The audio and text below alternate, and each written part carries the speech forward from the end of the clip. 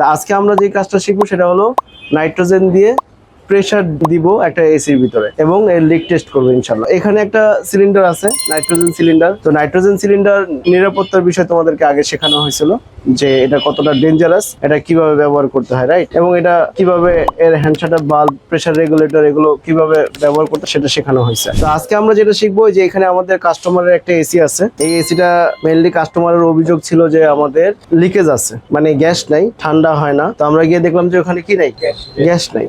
এখানে আমরা সাসপেক্ট করতেছি, সন্দেহ করতেছি এখানে তেল আছে। তো এই তেলটা এখানে আছে মানে হলো লিকেজ আছে। যদি লিকেজ থাকে তাহলে তো গ্যাসটা থাকবে না, থাকবে মানে হিমায়ক। আমরা যদি গ্যাস উচ্চারণ করি তাহলে মাথায় রাখতে হবে গ্যাসটা আসলে এটা সঠিক নাম হলো কি, হিমায়ক বা রেফ্রিজারেন্ট। যদি লিকেজ থাকে তাহলে কখনো থাকবে, থাকবে না। তাহলে আমাকে কি করতে হবে, লিকটাকে রিপেয়ার করতে হবে। এখন আমি এখানে যে লিকটা রিপেয়ার করবো, কোথায় লিকটা আছে সেটা কি আমি জানি? এটা কিন্তু আমি জানি না। তো এখানে যে আমাদের সিলিন্ডারটা আছে, এই যে এখান থেকে আমরা কি করব, এখানে যে হ্যান্ড শাটার বাল্বটা আছে এটা আমরা ওপেন করব। আমরা এই যে ওপেন করলাম। এখন আমাদের আগে দেখে নিই,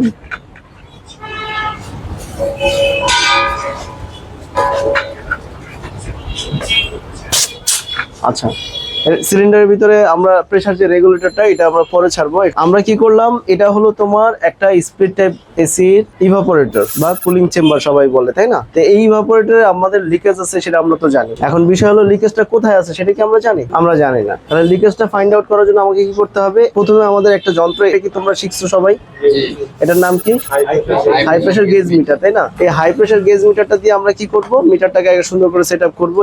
এখানে দুইটা লাইন আছে, একটা হলো লিকুইড লাইন আর একটা হলো সাকশন লাইন।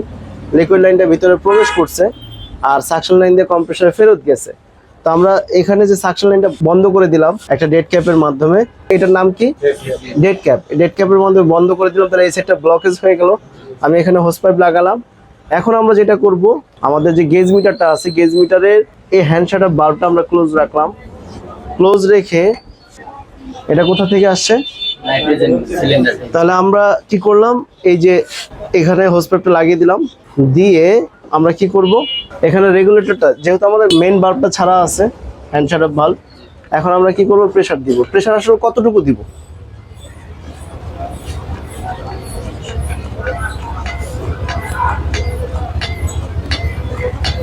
আমরা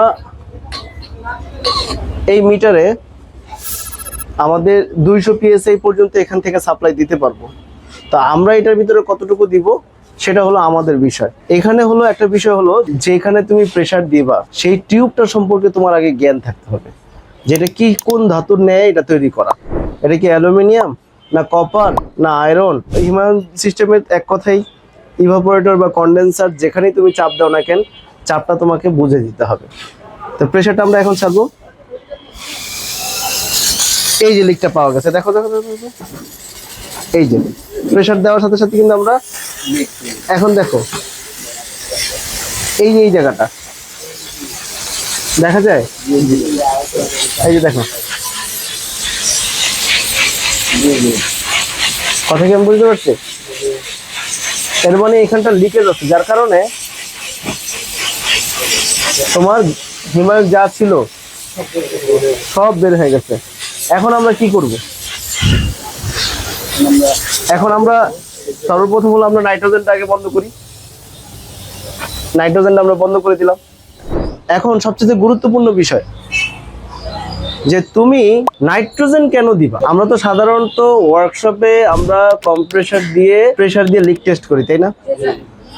মানে বাতাস ঢোকাই। এখন বাতাস যদি সিস্টেমের ভিতরে ঢোকে তাহলে উপকার না ক্ষতি? কেন ক্ষতি? কারণ বাতাসের সাথে কি আছে, আর্দ্রতা।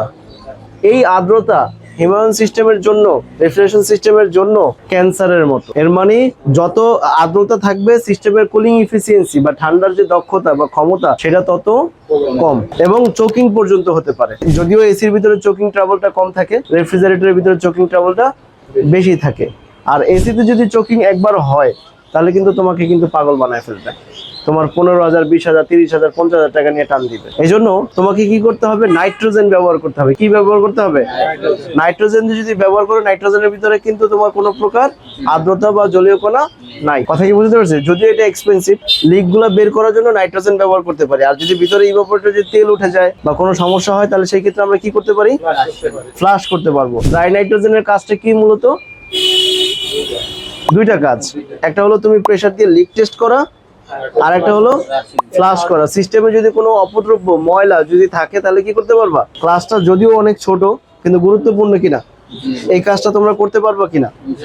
ড্রাই নাইট্রোজেন ব্যবহার করার নিরাপত্তার বিষয়গুলো যেগুলো আগে বলা হয়েছিল, সেই নিরাপত্তাগুলো সবসময় খেয়াল রাখতে হবে, যেন এটা নিয়ে যেন কোনো প্রকার তোমরা কাজ করতে গিয়ে, কাজ করার সময় সবাই সিরিয়াস মন মানসিকতা নিয়ে কাজটা করতে হবে।